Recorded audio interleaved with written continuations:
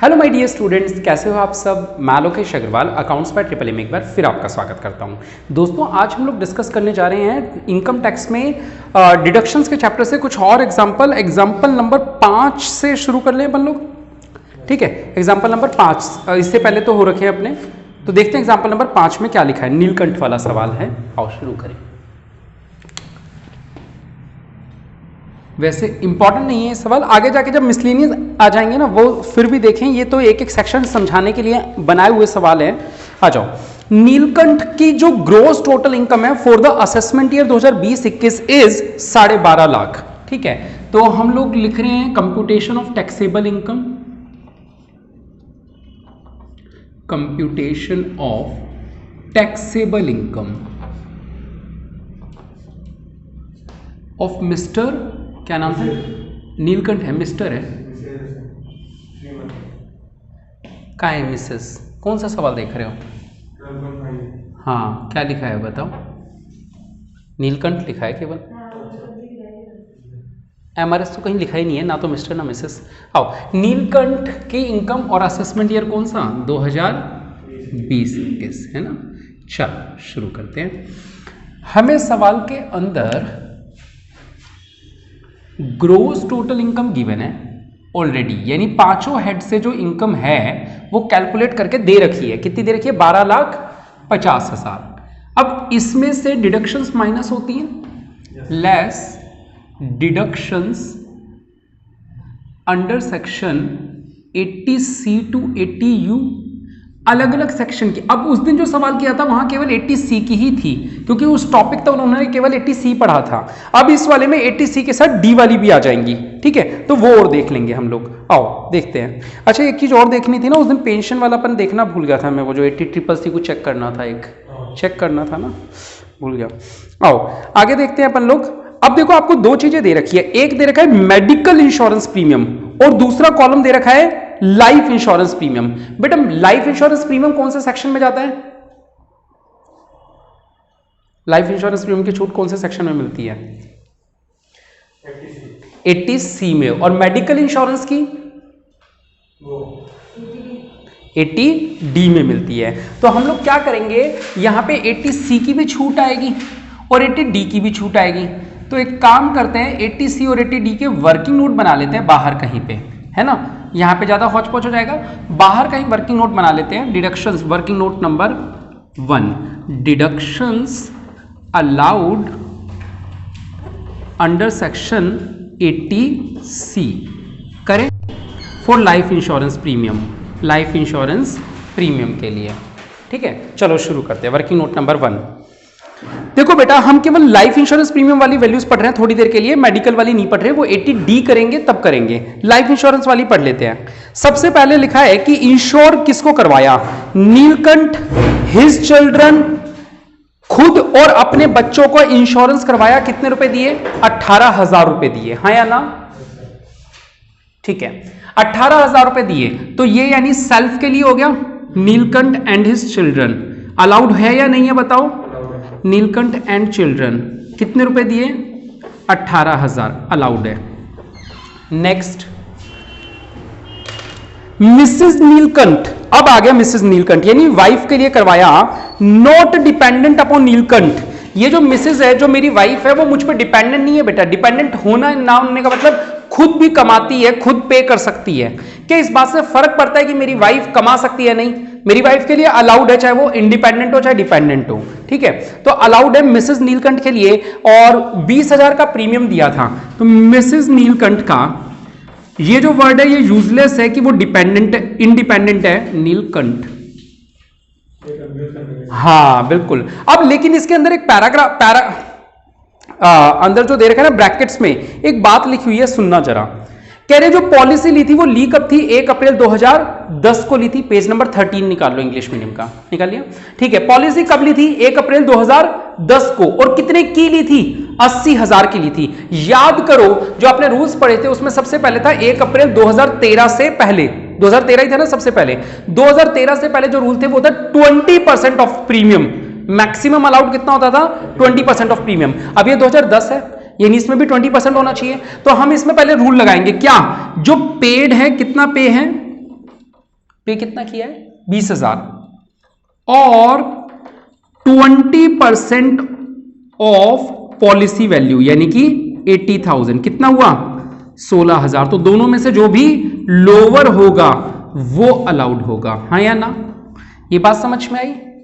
Allowed है ये बात तो ठीक है कि वाइफ डिपेंडेंट हो या इंडिपेंडेंट है अलाउड है, लेकिन पूरे 20,000 अलाउड नहीं होंगे क्योंकि पॉलिसी कब ली थी? 1 अप्रैल 2010 जो कि 1 अप्रैल 2013 से पहले की डेट है। उस समय रूल क्या थे कि जितने की आपने पॉलिसी ली है उसके 20% से ज्यादा का प्रीमियम नहीं होना चाहिए, यानी 16,000 से ज्यादा का अगर प्रीमियम है तो 16 ही अलाउड होगा। डन। चलो अगला पॉइंट, सन बेटे के लिए लिया जो कि डिपेंडेंट नहीं है। आशु बताएगा 2000 का क्या करना चाहिए? बेटे के लिए लिया जो डिपेंडेंट नहीं है, नॉट डिपेंडेंट। हाँ बोलो अलाउड है या नहीं है? सन नॉट डिपेंडेंट, बताओ अलाउड होगा या नहीं होगा? वो खुद कमा रहा है, खा रहा है, इंडिपेंडेंट है। तो बच्चों के लिए और स्पाउस उसके अलाउड तो होता ही है। बच्चा कैसा भी हो, ऑल चिल्ड्रंस अलाउड होते हैं, तो सन अलाउड होगा। कितने रुपए था? 2000। बिल्कुल सही जवाब बेटा। आओ नेक्स्ट पॉइंट, डॉटर डिपेंडेंट है हमारे ऊपर, 800 रुपए ऑब्वियसली है ना। तो डॉटर चाहे ये डिपेंडेंट है, कुछ भी लिखाओ इसके आगे, ये सब यूजलेस वर्ड है। कितना है ना? डॉटर डिपेंडेंट, हाँ आ जाओ। फादर पिताजी जिनकी एज 62 साल है और डिपेंडेंट नहीं है, थोड़ी देर के लिए ये मान लो, चलो अगले में बता दूंगा। फादर, मैं तो भूल ही गया था आज मैं भूल गया था कि आज तुम्हें भी आना है, मुझे लगा था हो गया आज तो जो आने थे। आ जाओ, फादर का है, हाँ फादर जिनकी एज 62 साल है जो मुझ पे डिपेंडेंट नहीं है, उनका अलाउड होगा या नहीं होगा? वो मुझ पे डिपेंडेंट नहीं है बेटा, नहीं होगा। तो फादर का जो कि नॉट डिपेंडेंट हैं यानी कि मुझ पे डिपेंडेंट नहीं है तो नहीं होगा। अब अगला पढ़ो, मदर जो मुझ पे डिपेंडेंट है उनका भी 6,000 दिया। फादर मदर दोनों का ही अलाउड नहीं होता, पेरेंट्स अलाउड नहीं होते, दोनों के दोनों ही यूजलेस हैं। ये केवल कंफ्यूज करने के लिए नॉट अलाउड, चाहे हाँ चाहे डिपेंडेंट है चाहे इंडिपेंडेंट है। क्या अच्छा आ जाओ। अच्छा मान लो दोनों डिपेंडेंट होते मुझ पे, हाँ तो वही तो बिना कमाए भी नहीं हुआ ना। तो फादर मदर दोनों ही काउंट नहीं होते यहाँ पे। आगे क्या लिखा हुआ है पता है क्यों अलाउ नहीं किया? बच्चा क्या करेगा, पिताजी की पॉलिसी करवाएगा, पिताजी को ही मार देगा तो पॉलिसी का पैसा ले लेगा, इसलिए बच्चे को अलाउ ही नहीं किया। तू पेरेंट्स की मत ले, पेरेंट्स बच्चे की ले सकते हैं क्योंकि पेरेंट अपने बच्चे को नहीं मारेंगे। बच्चा तो क्या है, बूढ़े हो गए, अरे इनको दवाई खिलाओ निकालो अब है। क्या है? कोई एक आधा किस्सा हुआ, हाँ कोई एक आधा केस हुआ होगा ऐसा। आओ अगला है ग्रैंडफादर। बेटा जब पिताजी को अलाउ नहीं किया तो दादाजी की तो फिर क्या औकात है ना। तो ग्रैंडफादर भी अलाउड नहीं होंगे, ठीक है। उसके बाद अच्छा गर्लफ्रेंड नहीं लिखा, ग्रैंडफादर है यहाँ पर, क्या पता ग्रैंडफादर क्या। आ जाओ आगे क्या लिखा हुआ है, father of Mrs Neelkanth, Mrs Neelkanth यानी नाना जी, नाना जी फादर ऑफ मिस, अच्छा नहीं नाना क्यों, ससुर जी। अरे ससुर जी की पॉलिसी भी ये भर रहे क्या? अरे वो भी डिपेंडेंट है। अरे भाई जब खुद के पिताजी को नहीं किया तो ससुर जी की, अरे मतलब ही नहीं है। इनको बोल देते हैं ना क्या, father in law, father in law. अरे बेकार में टाइम वेस्ट है। ब्रदर भाइयों की, अरे भाई भाई की पॉलिसी दे रहा है, मारेगा पक्का। ब्रदर की भी नॉट अलाउड, ये सारी ऐसी जाएंगी। डन। केवल वाइफ के और चिल्ड्रंस के अलाउड है। तो कितना निकल के आया, हेल्प करोगे? 8 14 2 16 1 और 1 2 और 1 3 36,800 सेक्शन 80C का आ गया। Insurance premiums, life insurance premiums working note number 1 36,800 रुपये तो इसके मिल गए हमें। नेक्स्ट करें। अब मेन जो आज का टॉपिक है, एटीसी तो आप लोगों ने पढ़ लिया था पिछली बार भी, अब एटीडी की बात करते हैं जो आज का टॉपिक है, मेडिकल इंश्योरेंस। स्किप करवा दिया, फोर्थ करवा दिया था पिछली बार, थर्ड क्यों नहीं करवाया था? अच्छा कोई बात नहीं, छोड़ दो, आ जाओ। अभी जब बाद में कंबाइंड क्वेश्चन आ जाएंगे ना सारे डिडक्शंस के, वो फिर भी काम किया, उससे पहले तो ये चैप्टर केवल सिखाने के लिए डिडक्शंस को। आ जाओ अब पढ़ो मेडिकल इंश्योरेंस वाला, प्रीमियम वाला कॉलम पढ़ रहे हैं हम लोग, ठीक है। इस सवाल में मेडिकल वाला पढ़ रहे हैं, पहले लाइफ वाला पढ़ा था। तो एक वर्किंग नोट बना रहे हैं हम लोग, working note number 2, deduction allowed under section 80D भी हो सकता है, ठीक है, और 80D ही हो सकता है, ठीक है। हाँ आ जाओ। सबसे पहले 22,500 रुपए का मेडिकल इंश्योरेंस प्रीमियम दिया नीलकंठ ने खुद के लिए और बच्चों के लिए, यानी कि सेल्फ है ना एंड चिल्ड्रन। बताओ बेटा कितने रुपए की मैक्सिमम लिमिट होती है, बताओ, याद है? खुद के लिए और बच्चों के लिए डिपेंड करता है कि हमारी खुद की एज कितनी है। अगर मेरी एज 60 साल से कम है तो फिर कितना होगा मेरे लिए? 25,000, और अगर मैं 60 साल से बड़ा हूं तो मेरे लिए कितना होगा? 50,000। अभी फिलहाल मैं कितने साल का हूं? आप तो अभी रियल में 60 के आसपास। मेरी एज नहीं दे रखी कहीं पे भी सवाल में। पिताजी 62 साल हैं तो मैं फिर छोटा ही हुआ 60 से। पिताजी 62 का तो मैं तो 60 का नहीं हो सकता, ठीक है। हाँ जितने 60 से कम, हाँ 30 साल का ही हूं मैं, है ना। आओ 40 का 30 आ जाओ मुद्दे पे आओ। लिमिट तब भी 25 ही रहेगी, 59 कर दोगे तो भी, ठीक है। तो लिमिट मेरे लिए कितनी है? 25 की, जबकि मैंने पेमेंट कितनी करी है खुद के और बच्चों के लिए? 22,500। तो 22,500 इसको ऐसे लिख लिख के समझा देता हूं। पेड कितना है? 22,500, और मैक्सिमम कितना है? 25,000, which ever is less, lower जो होगा दोनों में से, यानी कि 22,500 रुपए। अच्छा अगला देखो, 800 रुपए किसके लिए दिए मैंने?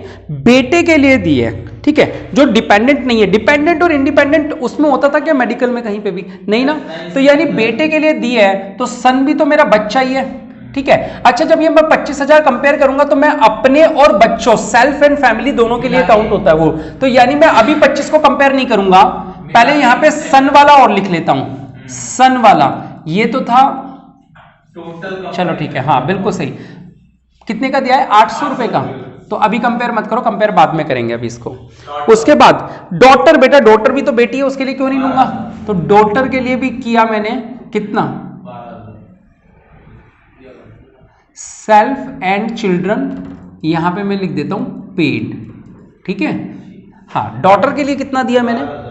12,000 रुपए दिए, बहुत महंगा प्रीमियम है।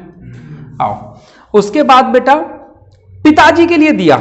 पिताजी एलआईसी में तो अलाउड नहीं होते। यहां पे ये सवाल यही सिखाने के लिए है कि लाइफ इंश्योरेंस पिताजी का नहीं करवाया वो अच्छी बात है, लेकिन मेडिकल कराओ भाई, उनका इलाज कराओ। बीमार होंगे तो आप हॉस्पिटल में ले जाओगे। अच्छा मेडिकल इंश्योरेंस नहीं होगा तो क्या लगेगा? यार इनका ये ऑपरेशन कराऊंगा, बाईपास सर्जरी 4 लाख रुपए खर्च हो जाएंगे। आप करवाओगे नहीं, मरने दे, है ना। और अब क्या है? मेडिकल इंश्योरेंस है यार, करवा देते हैं इलाज, है ना। तो यानी सरकार क्या चाहती है कि आप मेडिकल इंश्योरेंस कराओ। तो पेरेंट्स का अलाउड है, ठीक है, और पेरेंट्स को लेकिन अलग से रखना है, इस सेल्फ एंड स्पाउस वाले में नहीं, अलग वाले में रखेंगे, ठीक है। तो पेरेंट्स का कहां है? कितना है? फादर का 15,000 रुपए, ठीक है। तो पेड, चलो यहां लिख देता हूं, फादर कितना है? 15,000 रुपए। नेक्स्ट लिखो, मदर 40,000 रुपए, ठीक है। उसके बाद ग्रैंडफादर, मेरे हिसाब से शायद उसमें बस फादर ही होते हैं, फादर मदर ही होते हैं, ग्रैंड पेरेंट्स नहीं होते उसमें, पेरेंट्स ही आएंगे। तो ग्रैंडफादर जो है ना वो यूजलेस हो गया, और ससुर जी तो वैसे ही यूजलेस हैं, है ना। क्या बोलो? हाँ बोलो बोलो। वो एक अलग चीज है, एक्सपेंस है। एक्सपेंस तो इसमें है ही नहीं ना सवाल में कहीं पे भी, एक्सपेंस तो है ही नहीं। ग्रैंडफादर और दूसरा क्या था? Father in law. हाँ यूजलेस है। आ जाओ ब्रदर्स, भाई तो बेकार ही, 5,000, ये सब यूजलेस है, ठीक है, नील। हो गया, सारे पॉइंट पढ़ लिए। चलो ठीक है, अब सुनना बेटा, इन सब का टोटल करो, 5 और 8 13, 1 और 2 3 और 2 5, 2 और 1 3, इसे कंपेयर करो मैक्सिमम अमाउंट से। अब मैक्सिमम क्या होती है सुनना, अगर मैं खुद 25 साल से छोटा हूं, 60 साल से छोटा हूं तो 25,000, और अगर मैं खुद 60 साल से बड़ा हूं तो 50,000। अब मैं बोल क्या रहा हूं, 60 और 25 में है कोई हजार को, चलो यहां पे किससे कंपेयर करेंगे, क्योंकि मैं 60 साल से छोटा हूं तो किससे कंपेयर करेंगे, 25,000 से कंपेयर करेंगे, और लोअर वैल्यू सिलेक्ट हो जाएगी, यानी कि कितनी 25। अब मेरे पिताजी और अगर वो 60 साल से बड़े हैं तो 50,000, अगर वो 60 साल से छोटे हैं तो 25,000। अब मेरे पिताजी 62 साल के, तो यानी कि कितने से कंपेयर करूंगा, 50,000 से करूंगा। 55,000 को कंपेयर करेंगे मैक्सिमम अमाउंट 50,000 से, तो कितना आ जाएगा, लोअर वैल्यू 50,000 लोअर आएगी ना, तो टोटल अलाउड कितनी हो जाएगी, 75,000। एक बार मैच कर लो, मेडिकल इंश्योरेंस है, कैलकुलेशन क्या चेक करनी है इसमें, तो आ जाओ चेक कर लेते हैं एक बार, इसमें तो कुछ है ही नहीं ऐसा। 25,000 तो हमारे वाली तो मैच हो गई, पिताजी की 55 आ रही है, 40 ही क्यों ली इन्होंने, 40 से 55 ठीक है। Additional deduction 25,000 is allowed for expense on medical policy or treatment of senior citizen. In this case, only father is senior citizen and expense incurred on him are 15,000. ये expense कहाँ दे रखे हैं सवाल में, नहीं दे कहाँ रखे हैं एक्सपेंस, मेरे को तो सवाल में कहीं नहीं दिख रहे। जो इन्होंने लाइन लिखी है अगले पेज पे पैराग्राफ में एडिशनल डिडक्शन वाली, है ना, उसमें जरा देखना वहां पे एक्सपेंस, जो सवाल में एक्सपेंस है कहाँ, कहीं लिखा है क्या कि कोई एक्सपेंस किया है अपन ने। 15,000 पिताजी का प्रीमियम तो दिख रहा है, प्रीमियम है और मेडिकल एक्सपेंस दो अलग अलग वर्ड होते हैं। हिंदी मीडियम की बुक है ना तुम्हारे पास बेटा, क्या पता इसमें सही है। 15,000 रुपये नहीं, इतना ही लिखा हुआ है बस।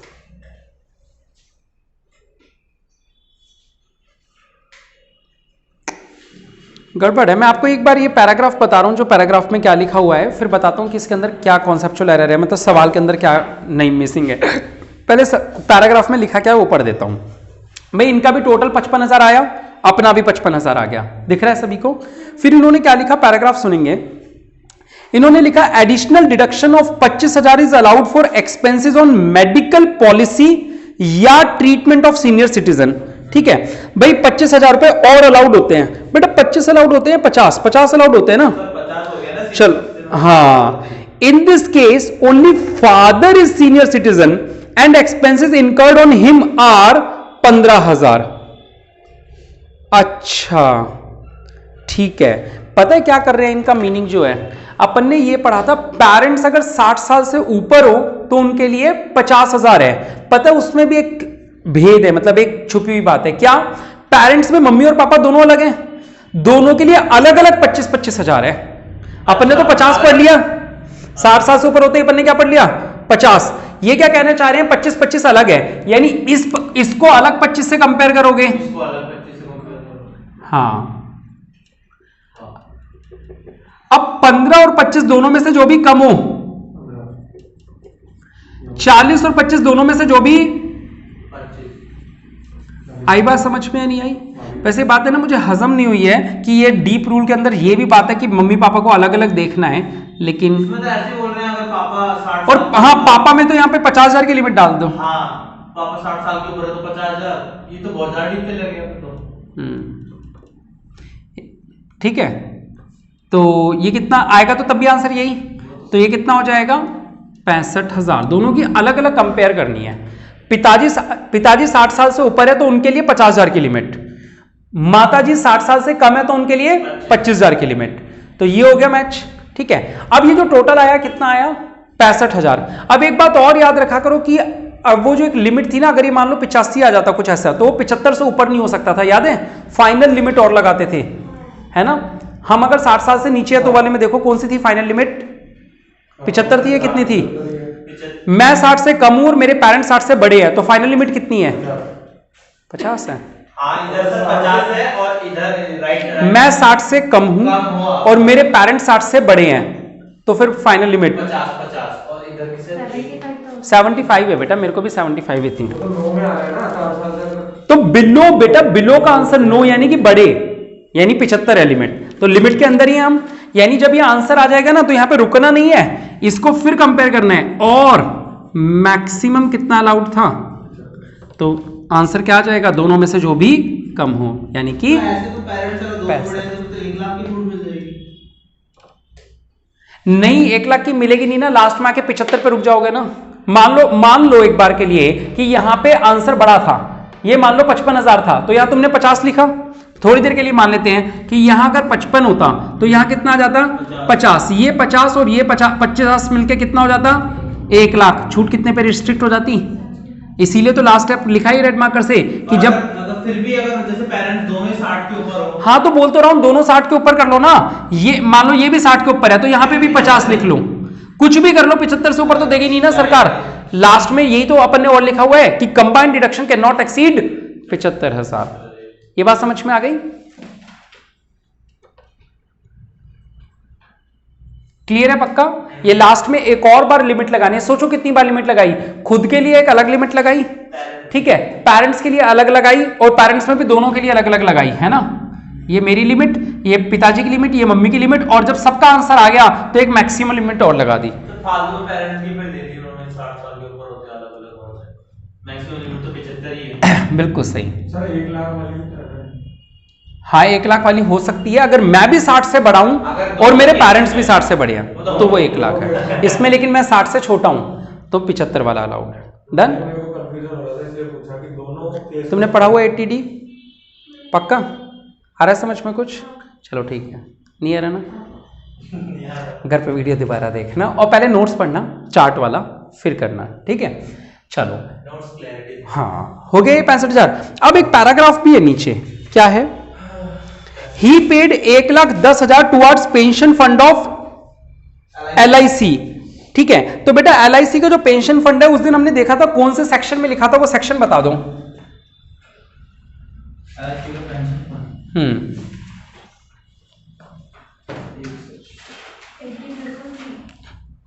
80CCC में लिखा था उस दिन पक्का। नेशनल पेंशन फंड तो सेंट्रल गवर्नमेंट वाला NPS कर दिया था, LIC का पेंशन फंड 80C में ही था, ठीक है। तो इसी में एक पेंशन फंड और डाल दो, पेंशन फंड ऑफ LIC ना 80C में ही था, तो कितना हो गया बेटा, ये कितना दे रखा था 1,10,000, तो यह थोड़ा सा नीचे लिख दूंगा इसको फिर को, ये 1,10,000 हो गया, हाँ या ना। अब जब 80C का टोटल लगाएंगे तो ये होगा 1,46,800। इसको बाहर लिखने से पहले एक बार कंपेयर कर लिया करो किससे, 1.5 लाख से, दोनों में से जो भी लोअर है, यानी कि 1,46,800 आ रहा है समझ। अब 80D वाला लिख दो, 80D में कितना आया 65,000 मेडिकल इंश्योरेंस, कितना है 65,000। तो बेटा इस चैप्टर में खास बात क्या है कि चीजों की लिमिट लगाना बार बार, जैसे देखो अगर आप 80C में देखो तो पहले तो अंदर लिमिट लगा रहे हैं हम लोग कि भाई सन 2013 से पहले की पॉलिसी थी तो यहां लिमिट लगाई, यहां पे कई चीजें बात में याद रखी। जब इसका आंसर आ गया 36,800 और 1,10,000 का LIC आ गया तो भी आंसर 1,46,800 बाहर नहीं लिखना, लिखने से पहले फिर एक बार लिमिट लगानी है कि क्या 1.5 लाख से ज्यादा ना हो। इस तरीके से लिमिट पे लिमिट आप लोगों को याद रखने की, बाहर आंसर लिखने से जस्ट पहले एक बार आपको रुकना है और कौन सी लिमिट लगानी है वो याद करना है। मतलब ये चैप्टर क्यों इंपॉर्टेंट है, ये लिमिट्स के लिए इंपॉर्टेंट है।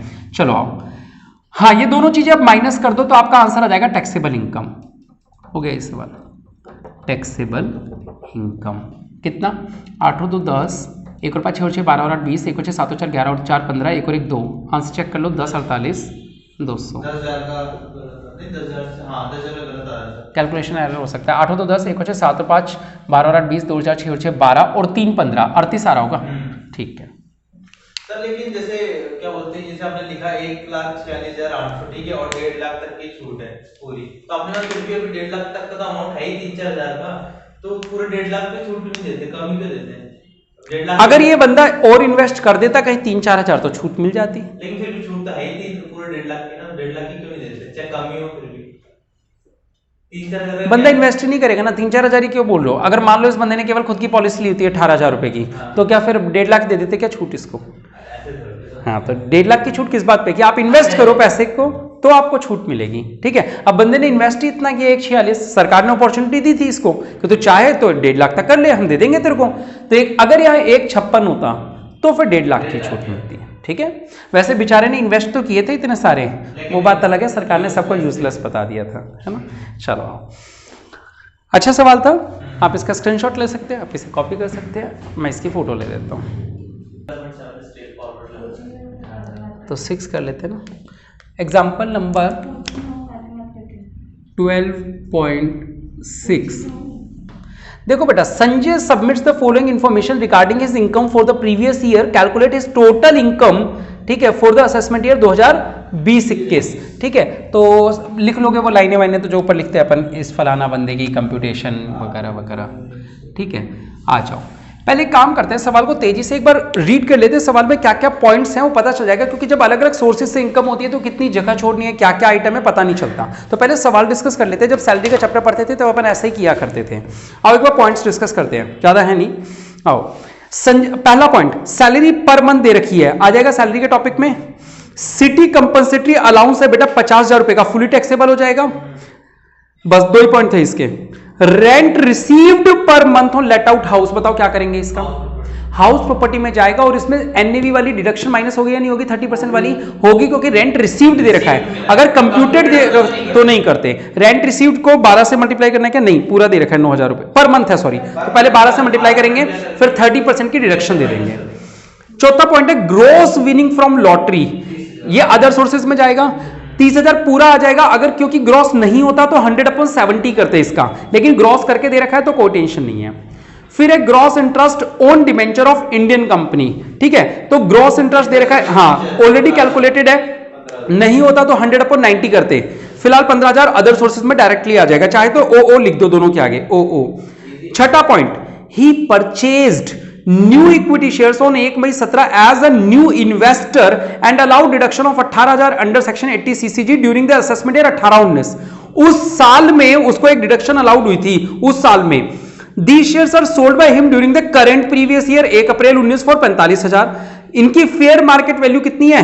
31 जनवरी 18 को, यानी वो गेन आता है ना अपने 112A वाला, याद है 112A वाला लॉन्ग टर्म कैपिटल गेन, 31 जनवरी 18 की फेयर मार्केट वैल्यू से कंपेयर करते हैं उसको, ये वो वाला टॉपिक आ गया।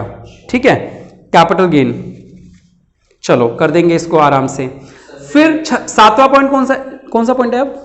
7th, Sanjay has an account of national pension scheme, ठीक है, this account was closed on 1 अप्रैल 19 को ही हो गया था, यानी पिछला साल शुरू होने से पहले 19-20 से पहले ही क्लोज हो गया था।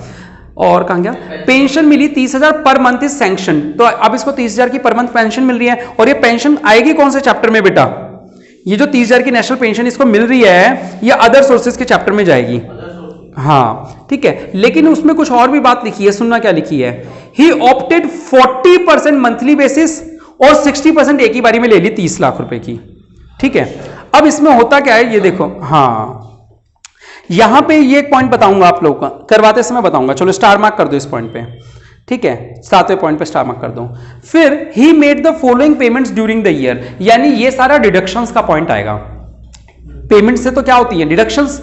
इनकम की बात हो चुकी है सारी, एक काम करें पहले ग्रॉस टोटल इनकम तक निकाल लेते हैं, इनकम निकालने के बाद डिडक्शंस की बात कर लेंगे। हाँ चलो बेटा, income under the head salary लिख ले। तो सैलरी के टॉपिक में सबसे पहले उसको बेसिक सैलरी मिल रही थी कितनी? देखो बेटा, हाँ तो बेसिक सैलरी कितनी? 50,000 पर मंथ थी। चलो हेल्प करते रहो, 12×5 = 60, कितनी हो जाएगी? 6 लाख, और प्लस सिटी कंपल्सरी अलाउंस, ये पूरे साल का 50,000 था। ठीक है, बस और कोई तो पॉइंट था नहीं, तो ये टोटल कितनी हो गया? 6.5 लाख। कभी भी नहीं लिखेंगे इसमें से, हमेशा क्या करेंगे? लेस डिडक्शन अंडर सेक्शन 16(1), कितने रुपए की माइनस होगी? 50,000 फिक्स है बेटा ये, तो कितना आ जाएगा बाहर? 6 लाख। ये तो पॉइंट आ गया होगा सभी को समझ में। ठीक है, आ जाओ, अब आएगा पॉइंट किसका? हाउस प्रॉपर्टी वाला। तो हाउस प्रॉपर्टी में रेंट रिसीव्ड लिखेंगे पहले, 9,000। रेंट रिसीव क्या बेटा, और हाँ चल रही है, मैंने वो सवाल चालू किया था तब कर दी थी। रेंट रिसीव्ड कितनी है बेटा, 9,000 रुपये पर मंथ, तो 9,000 इंटू 12, 12 नहीं 108, 1,00,000। अब इसमें से लेस करेंगे वो 30% डिडक्शन, तो डिडक्शन अंडर सेक्शन 24(1) है ना, तो कितनी हो जाएगी, 30% हो जाएगी, बताना बेटा कितनी हो जाएगी, 1 0 2 0 3 8 24, 32,400 लेस कर दो तो ये टैक्सेबल इनकम आ जाएगी, 4 और 6 10, 1 और 2 3 और 5 8, 3 और 7 10, 75,600। ठीक है, आ रहा है समझ में। अब अदर सोर्सेस में से पहले तो ग्रॉस विनिंग फ्रॉम लॉटरी दे रखा था, ग्रॉस विनिंग दे रखा है ऑलरेडी, है ना, वरना वो करना पड़ता, ग्रॉस अप करना पड़ता। लॉटरी कितने मिले थे इससे, 30,000 इससे मिले थे, और दूसरा बोलना इंटरेस्ट ऑन डिबेंचर 15,000, ये भी ग्रॉस थे 15,000। बस अब एक पॉइंट रह गया वो पेंशन वाला नहीं, अच्छा एक तो लॉन्ग टर्म कैपिटल गेन, ओहो गलती हो गई, कोई बात नहीं मैं नीचे लिख देता हूं। वैसे long term capital gain other sources से ऊपर आता है, हाँ या ना, लॉन्ग टर्म कैपिटल गेन जो है वो इससे पहले आना चाहिए था। अब कोई बात नहीं, अपन बाद में बना देते हैं लॉन्ग टर्म कैपिटल गेन को, ठीक है, आप लोग पहले बना लेना चाहे तो कॉपी करते समय। लॉन्ग टर्म कैपिटल गेन कैसे निकालेंगे, पॉइंट नंबर 6, ही परचेज न्यू इक्विटी शेयर्स, उसने शेयर जो खरीदे थे क्या वो कितने समय तक होल्ड किए। देखो 112 की पहचान क्या होती है आपको याद दिला दूं।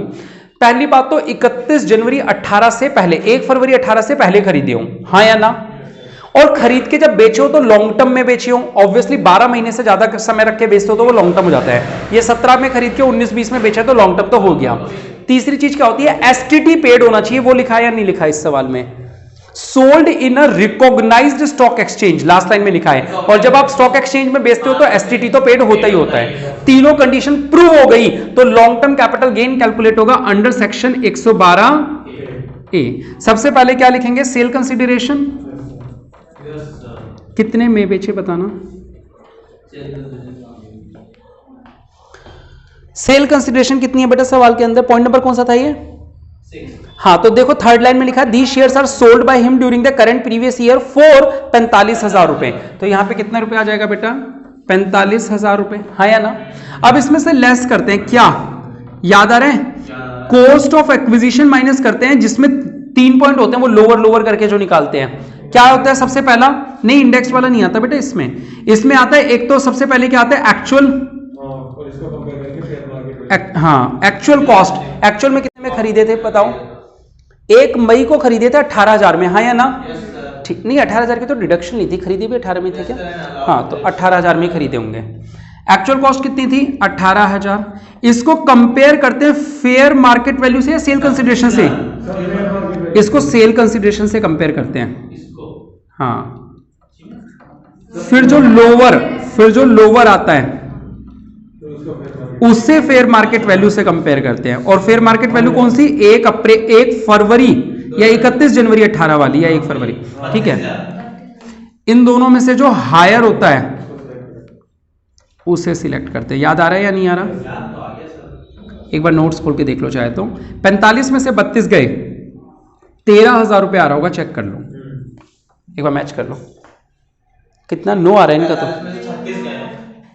36 कहाँ था सवाल में, 36 क्या था सवाल में, 36 तो कुछ था ही नहीं, 32 ही था, cost of acquisition long term capital gain,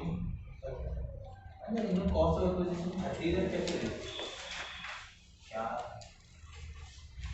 अरे डबल, वो पहला पॉइंट इसने क्या किया, 1 साल में कभी छूट क्लेम कर ली थी, hence there will be long term capital gain of, तो अगर आप लोगों ने छूट क्लेम कर ली होती है तो फिर आपको डबल टैक्स देना पड़ जाता है बाद में अगर बेच दिया। ये 80 सीसीजी के सेक्शन में लिखा होगा, अपन ने सीसीजी करके कोई सेक्शन पढ़ा ही नहीं एक्चुअली, अपन ने नहीं सीसीजी मैंने लिखवाया ही नहीं आप लोगों को कोई भी सीसीजी, अरे अंदर चार्ट में नहीं पढ़ा है कहीं पे भी, हेडिंग में होगा ना, अंदर नहीं पढ़ाया होगा मैंने, बताओ क्या था, अच्छा वो नया वाला, वो राजीव गांधी वाला, हाँ राजीव गांधी वाला, राहुल गांधी वाला नालायक वाला, हाँ ये नालायक वाला सेक्शन था। हाँ बस इसीलिए ध्यान नहीं दिया। हाँ वो राहुल गांधी काम का नहीं था तो। अच्छा ठीक है, तो देखो इसमें होता क्या है, इसमें है ना लॉक इन पीरियड होता है कितने साल का, 3 साल का। ठीक है, अगर 3 साल के अंदर अगर आप बेच देते हो तो जितनी आपने डिडक्शन क्लेम करी थी ना उसका डबल आप लोगों को वापस करना पड़ जाता 3 है। साल के अंदर आप बेच देते हो तो आपको ये जो डिडक्शन आपने क्लेम कर ली थी वो आपको रिवर्ट कर देनी पड़ जाती है। अच्छा तो 18,000 में खरीदी थी उसका 36,000। 36,000 हो जाएगा ये। अच्छा, ठीक है, 3 साल से अंदर अंदर क्या बताता हूँ, ये मिटा रहा हूँ, ये वाला टॉपिक ही नहीं, 112 ये वाला टॉपिक ही नहीं है, ये 80 सीसीजी का टॉपिक है। 80 सीसीजी वाला है ये, हाँ। इसी चैप्टर का। हाँ अपन उधर चलेगा, नहीं आप भी लिख रहे हैं। अच्छा ऐसे सीधे क्या? ठीक है बेटा, 80 सीसीजी के अंदर मैंने लिखवाया भी नहीं और शायद मैंने पढ़ा भी नहीं, उसको देखेंगे, वो नया सेक्शन आया था मैंने बताया, ध्यान नहीं दिया उसको क्या। हाँ तो 80 सीसीजी में क्या है, इस बंदे ने ना डिडक्शन क्लेम कर ली थी पहले। ठीक है, और 80 सीसीजी का रूल क्या है, अगर आप रूल देखो कॉपी में तो वहां लिखा हुआ है 3 साल का लॉक इन पीरियड है। तो 3 साल के लॉक इन पीरियड का मीनिंग क्या हुआ, 3 साल तक बेच नहीं सकता बंदा। अब इस बंदे ने 2017 में खरीदा तो 2020 तक ये बेच नहीं सकता था और इसने बेच दिया, तो सरकार क्या कहती है, तूने जो डिडक्शन क्लेम कर ली थी उस समय हमें बेवकूफ बना के कि सर मैंने इन्वेस्ट किया है तो वापस। तो उसने 18,000 था उसका डबल कर दो, कितना, 36,000 क्या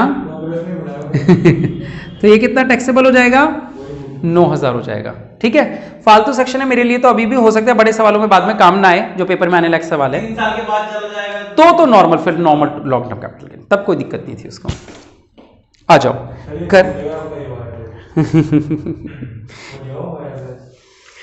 वायरलेस लाएंगे नेक्स्ट सेशन में आ जाओ। अब कौन सा पॉइंट है, हाँ अब वो पॉइंट है नेशनल पेंशन स्कीम वाला है ना। ठीक है बेटा, यहाँ पे नेशनल पेंशन स्कीम में इन्वेस्ट नहीं किया, यहाँ पे नेशनल पेंशन स्कीम में आपकी पेंशन खत्म हो गई है, अब आपको पेंशन मिलना शुरू हो रही है। यानी होता क्या है, पेंशन स्कीम में आप पहले पैसा डालते हो, बाद में वो स्कीम आपको पैसा देती है। यहाँ पे किस टॉपिक की बात चल रही है, जहां हमने पैसा डाला या जहां हमें मिल रहा है, जहां हमें मिल रहा है उस टॉपिक की बात चल रही है। या अदर सोर्सेज के टॉपिक में आ जाएगा पेंशन। अब देखो पेंशन के बारे में उसने बोला क्या था। ठीक है,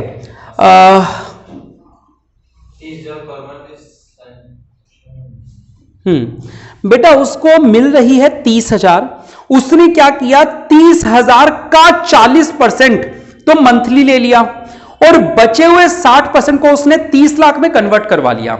जिन लोगों ने सैलरी का चैप्टर पढ़ा है उन्हें एक ही बारी में समझ में आ जाएगा, बाकियों को याद कर सकते हैं, नया पॉइंट है, सैलरी में नहीं है यहां पे लेकिन याद हो जाएगा। पेंशन एक होती है कम्यूटेड, एक होती है अनकम्यूटेड। मैं नॉर्मल वर्ड यूज कर रहा हूं, अनकम्यूटेड कम्यूटेड वर्ड टेक्निकल हो जाएंगे तो वो छोड़ देते हैं। एक मंथली पेंशन बोल देते हैं और एक को लमसम बोल देते हैं, हाँ या ना। उसका 40%। मंथली पेंशन उसको कितनी मिल रही है, 30,000 मिल रही है क्या, जी नहीं, उसने केवल 30,000 का कितना ऑप्शन लिया, 40% लिया। और तो कितने महीने, 12 महीने तक मिलेगा। तो बताना 12 12 144, 1,44,000 आ जाएगा। चेक कर लो एक बार। ठीक है, दूसरा बेटा उसने जो दूसरे उसको लमसम मिल गई, एक ही बारी में टुकड़े में करवा लिया, तो कितने रुपए मिले उसको, 30 लाख रुपए मिले। रिसीव कितने हुए, 30 लाख। इसमें ना एग्जेम्पशन होती है, एक एग्जेम्प्टेड कितना होगा, जितना आपने परसेंटेज करवाया है उसका 100/60, यानी कि ये कितना होगा 6 पंजे 30, 50 लाख का 60, 50 लाख का 30 लाख। एक बार आप लोग ये मिलेगा कहां पे ये पॉइंट, और 30 लाख का तो 60% होगा। 2 मिनट रुक जाओ बस। चौथा पॉइंट एक बार पढ़ना है शायद हमें, हाँ चौथा पॉइंट पढ़ना है वर्किंग नोट का।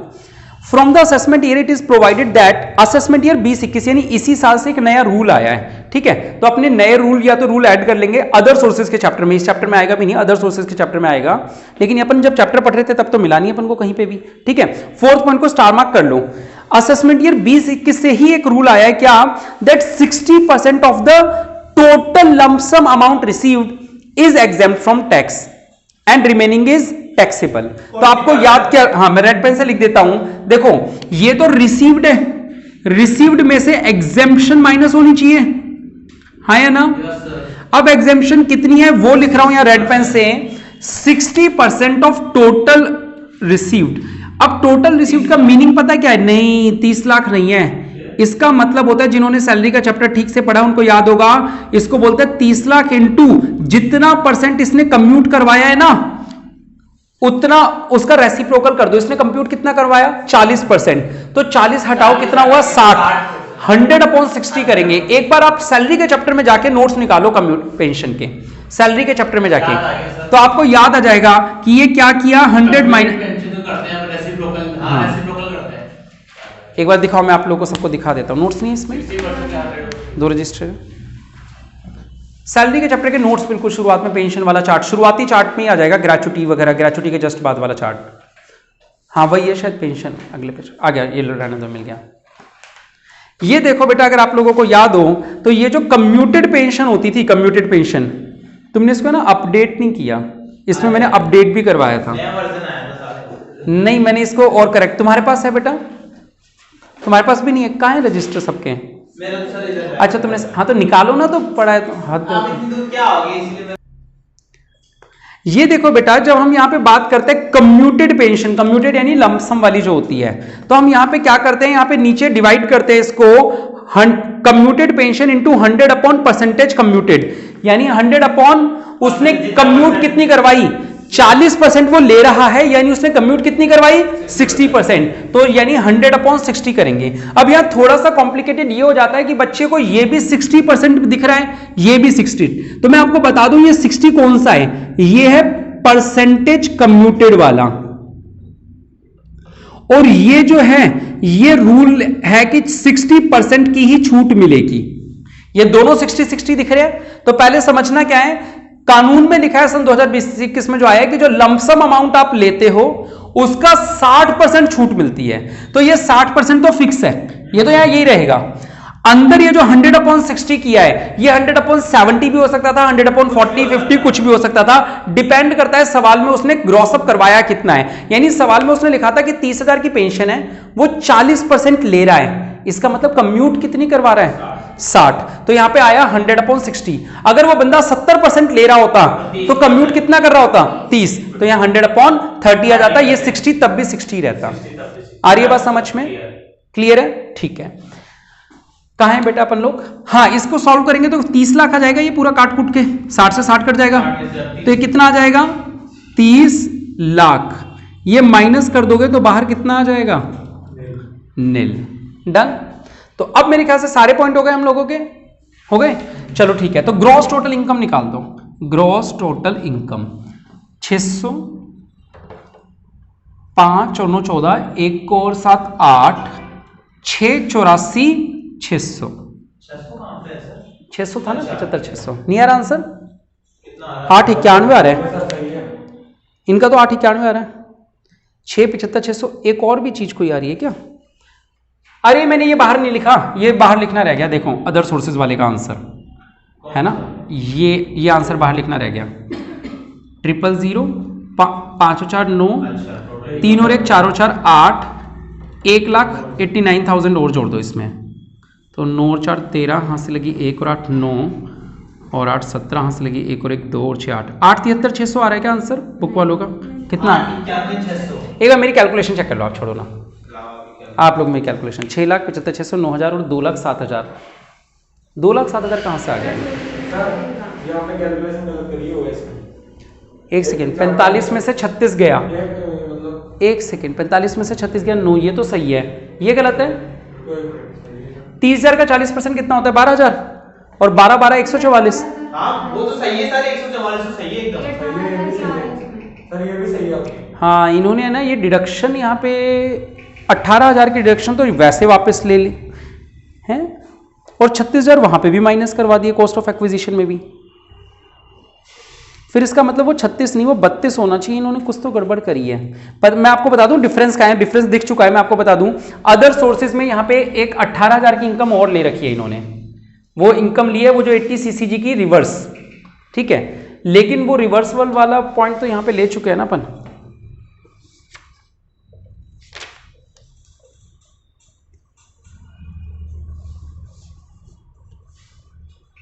LTCG की कैलकुलेशन कहाँ हुई है, कहीं दिखा है कि इन्होंने? The cost of investment that is 18,000 divide by 50% this. Sir आप खुद डिस्टर्ब मत करो। नहीं बेटा, अरे आपने देखा नहीं, यहाँ पे है ना, मैं आपको रेड पेन से लिख के बताऊं, उन्होंने यहाँ पे एक और इनकम लिया अदर सोर्सेज में, रिवर्सल ऑफ 80 CCG। 18,000 हाँ, ये एक और लिया है। जैसे यहाँ 18,000 बढ़ा दोगे तो उनका आंसर कितना आ रहा है, 3 और 8 11, 1 और 1 2 और 7 9, 8 91 600 हो जाएगा। इस 18,000 को मैं रेड मार्क कर रहा हूँ, मैं इसको आप लोगों को देख के बता दूंगा क्या हुआ है 80 CCG वाले, वही तो बता रहा हूँ, देख के बता दूंगा, ठीक है, क्योंकि CCG को पढ़ा हुआ नहीं है तो इसको देखना ही पड़ेगा एक बार है। नहीं, CCG वाला सेक्शन जो मैंने आपको बताया था, ये CCG देखना ही पड़ेगा, इसमें क्या है। चलो आओ आगे देखते हैं क्या था अपना, डिडक्शंस देख लेते हैं, जो ये चैप्टर है वो देख लेते हैं डिडक्शंस का। He made the following payments during the year. पहला point, he is the new investor and invested 60,000 during the previous year in notified equity shares. तो बेटा जब नोटिफाइड इक्विटी शेयर्स में डालेंगे तो कौन से सेक्शन में छूट मिलेगी आपको, पढ़ा था अपन ने, 80 CCG में ही डलेगी ये छूट, क्या उसी में मिलेगी। है ना, नए शेयर्स में जब इन्वेस्ट करते हैं तो। लेकिन सन 2020-21 से इसको बंद कर दिया गया है। अच्छा है, इसका मतलब है ना, ये जो अपन पढ़ रहे हैं ये बढ़िया ही है कि 80 CCG आगे काम नहीं आएगा। पॉइंट नंबर पढ़ो, देखो 20 साल से कम ही हो गए तो 20 तक तो पढ़ो, वो पॉइंट नंबर पढ़ो जो मैं बोलने वाला हूं अभी, मैं बताता हूं कौन सा है। थर्ड वर्किंग नोट पढ़ो और अंडरलाइन कर लो, no deduction will be provided under section 80 CCG from the assessment year 2020-21। तो अब वापस चलो अपने सवाल के पॉइंट नंबर 1 में और वहां पे लिख दो not allowed from assessment year 2020-21। अब से ये बंदी हो गई, ये बंद करके बढ़िया ही किया, असेसमेंट ईयर 2020-21 से नॉट अलाउड हो गई, ठीक है। चलो आगे पढ़ो, he deposited 15,000 with LIC pension fund to get an annuity. Section 80C में आ जाएगा, तो 80C की डिडक्शन यहां बना दें। तो LIC का पेंशन फंड कितने रुपए बेटा, 15,000 रुपए। चलो और बोलो, कौन सा पॉइंट था, he paid 45,000 as insurance premium taken on his own life, value of policy 2 lakh की थी और पॉलिसी ली थी 2008 में। आओ बेटा लाइफ इंश्योरेंस पॉलिसी की बात कर देते हैं। सेल्फ पेड कितना है, पेड बताओ कितना था, 45,000। इसको कंपेयर किससे करते हैं, क्योंकि 2013 से भी पहले की ले रखी है तो 20% से कंपेयर करेंगे। 20% ऑफ पॉलिसी वैल्यू कितनी थी, पॉलिसी वैल्यू 2 लाख, तो 2 लाख का 20% होता है 40,000। इसको कंपेयर कर दो तो कितना आ जाएगा, 40,000 आ जाएगा लोअर। और उसके बाद क्या है, कौन सा पॉइंट है, 4, a policy of 5 lakh is also taken on the life of his wife, the amount of premium of 60,000। देखो पॉलिसी 5 लाख की है, प्रीमियम नहीं है 5 लाख का, पॉलिसी 5 लाख की थी, प्रीमियम 60,000 रुपए जा रहा है और ली कब थी, has become due during the previous year but not deposited. Underline कर दो नॉट डिपॉजिटेड वर्ड को, हाँ बिल्कुल सही, वाइफ वाली की पेमेंट करी नहीं तो मिलेगी भी नहीं छूट इसकी। उसके बाद क्या, नॉट पेड को अंडरलाइन कर दिया। नेक्स्ट 5वां point, premium paid 12,000 in cash on medical policy of his dependent mother. पहली बात तो कैश की वजह से डिसअलाउड है, क्योंकि जो 80D की छूट है ना वो कैश के अलावा किसी भी मोड में करी हो। दूसरा मदर के लिए, मदर तो अलाउड होती है, मेडिकल इंश्योरेंस में मदर अलाउड होती है, लेकिन कैश को अंडरलाइन कर दो, क्योंकि पेमेंट कैश में दी है तो मेडिकल इंश्योरेंस अलाउड नहीं होगा। 80D, हाँ मेडिकल बिल्कुल 25,000 भी हो सकता था, माँ की उम्र किसमें है, हाँ मेडिकल इंश्योरेंस किसका दिया है, मदर का, क्योंकि ये कैश में दे दिया इसलिए अलाउड नहीं है, ठीक है। नेक्स्ट पॉइंट पढ़ो, कौन सा पॉइंट है, छठा, he spend 37,000 on treatment of his father. पिताजी के ट्रीटमेंट में खर्च किए, the payment is made by credit card, ठीक है। अब वो पॉइंट आ गया सागर, थोड़ी देर पहले जो तुम नोट पढ़ रहे थे, हमने अगर 15,000 रुपए तक का मेडिकल कोई एक्सपेंडिचर किया है तो वो अलाउड है, ठीक है, लेकिन वो अलाउड कब है, अगर जिसके लिए एक्सपेंडिचर किया है उसके लिए पॉलिसी ना ली हो।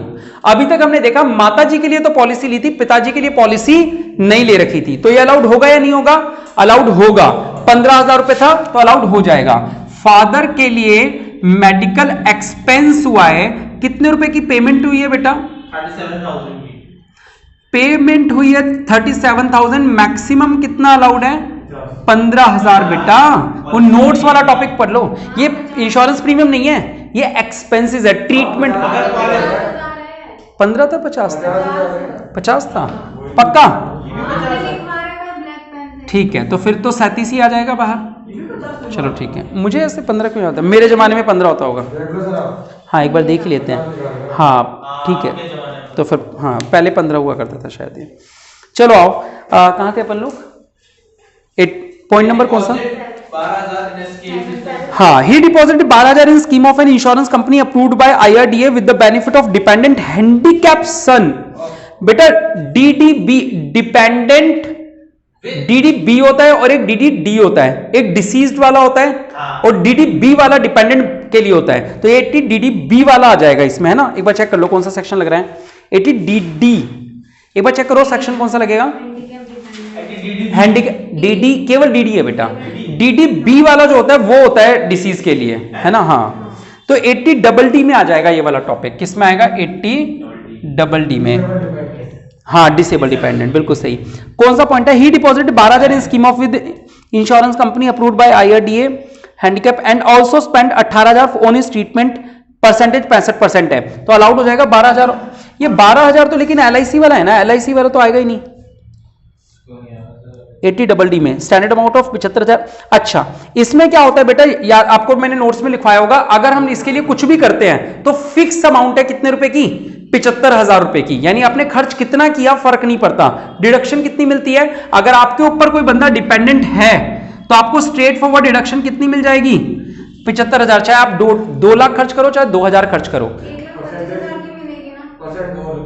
हाँ 65% है, और उसमें 40% से बिलो और अबो का कुछ पढ़ा था अपन ने। ये देंगे क्या अपन दूसरे, या फिर अपन को याद यही देंगे ना। तो इनके हिसाब से ये आपने लिखवा तो रखी है ना।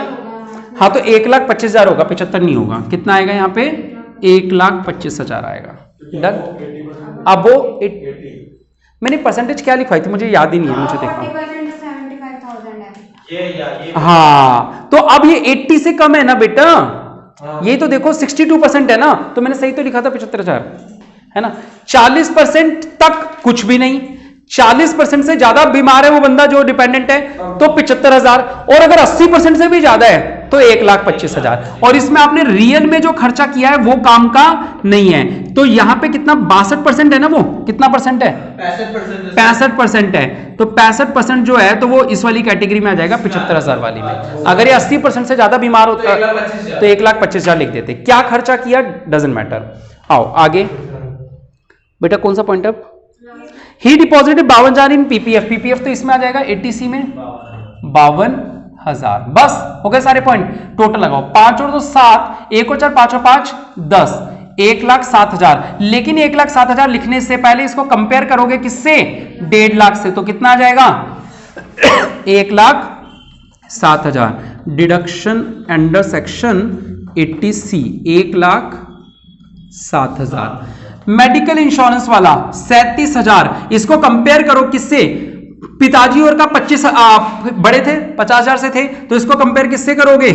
कर दिया था कंपेयर हमने। पिताजी तो लिए ही नहीं थे ना। ये रहा ना फादर का मेडिकल एक्सपेंडिचर 50,000 वाला। हाँ, तो ये पूरा का पूरा आ जाएगा। कितना आ जाएगा? 37,000। डिडक्शन अंडर सेक्शन 80D कितना आ जाएगा? 37,000। और 80 डबल डी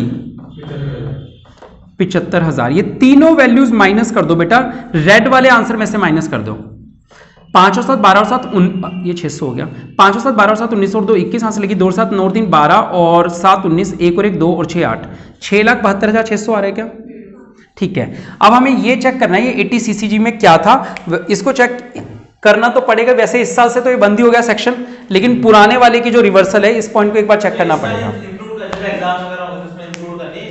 मेरे हिसाब से आएगा ही नहीं ये सेक्शन, फर्जी सेक्शन है। बाकी आने वाले सवालों में पता चल जाएगा, अभी तो चैप्टर चालू हुआ है, आने वाले सवालों में देखते हैं कितना आता है। ठीक है, चलो आज के लिए इतना ही। कैसी रही क्लास, लाइक और कमेंट करके जरूर बताएं। बहुत बहुत शुक्रिया। जय हिंद, जय भारत।